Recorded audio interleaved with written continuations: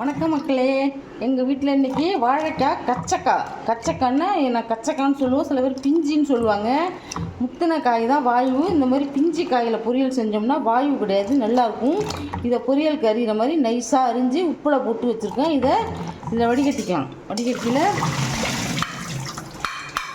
வடிகட்டிங்க உப்பு போட்டுக்கிறதுனால ஒரு வாட்டி வடிகட்டி நல்லா கழுவிக்கலாம். இப்போ அடுத்து என்ன பார்க்க போகிறோன்னு கேட்டிங்கன்னா, வாழைக்காய் பொரியலுக்கு நான் பொடிசாக வாழைக்காய் பிஞ்சு அரிஞ்சு வச்சுருக்கேன். ஒரு ஸ்பூன் கடுகு,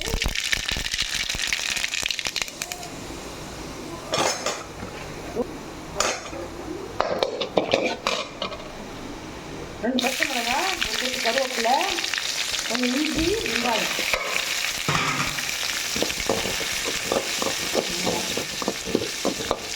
இது வந்து ரொம்ப வணங்கணும்னு அவசியம் இல்லை, கண்ணாடி பண்ண வணங்கினாலே போதும். இது ரொம்ப ஈஸி தான்.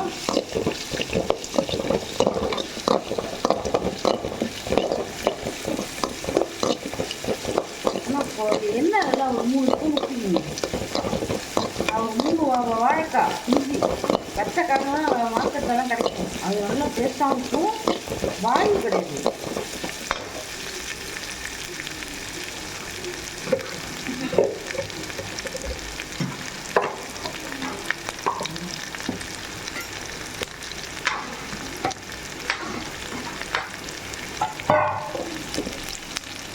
ஒரு 1/2 ஸ்பூன் பெருங்காயம்,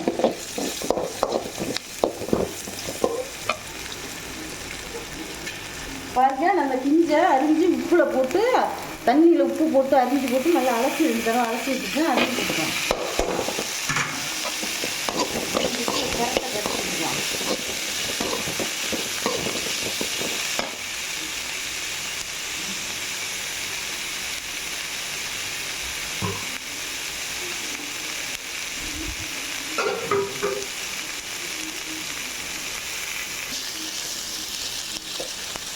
அரைச்சி மஞ்சள்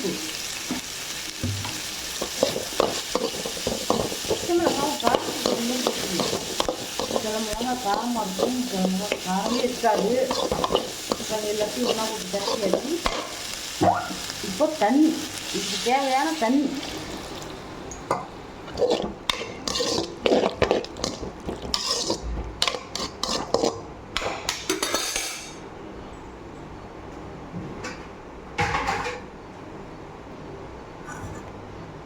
தேவையான உப்பு, கல்லுப்பு. சமையலுக்கெல்லாம் கல்லுப்பு போட்டுருந்தீங்களா நல்லாயிருக்கும்.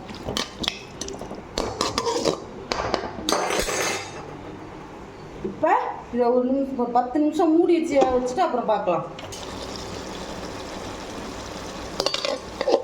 பாருங்க, வாழைக்காய் கச்சக்காய் பொரியல் ரெடியாகிடுச்சு.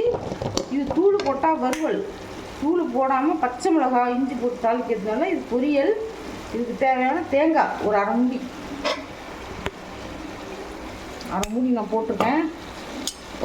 இது எங்கள் தோட்டத்தில் நிறையா வாழை மரம் இருக்குது, அதில் போட்ட வாழைக்காய் காயுது, அதை பறித்து தான் நான் போட்டிருக்கேன்.